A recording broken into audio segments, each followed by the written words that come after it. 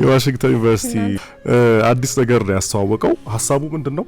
በጣም ሰዎች በሚንጫጩበት ወይ ጩኸት ባለበት ቦታ ያንድን ሰው ብቻ ወሬ ወይ ያንድን አውትፑት ብቻ ወሬ እንድትሰባ የሚያደርግ ሄድሴት ነው ነገርየው ማለት ነው። እንዴት ነው የሚሰራው ያሉት? ለምሳሌ 10 ሰው 20 ሰው እዚህ ውስጥ ሊኖር ይችላል። ድምጽ አለ፣ ስፒከር፣ ጩኸት፣ የተለያዩ ነገሮች አሉ።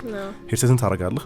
ከዛ በኋላ ወይ አንቺን ወይ ዊሊያም ማውራት ወይ ደግሞ ስታወሩ መስማት የምፈልገውን ሰው ከ3 እስከ 5 ሰከንድ ተኮር ብያለሁ። እንጂ ክሪፒ ሊሆን ይችላል የወርት ብይሳይሽ ጀንክ ይችላል። ግን በእነዛ ጊዜ ውስጥ ማንን እያየ ነው የሚለውን አንግሉን ሄድሴቱ ይረዳል። ከዛ በኋላ ቀጥታ ያንቺ ልክ እንድትናገሪ ሳምፕል ይወስዳል።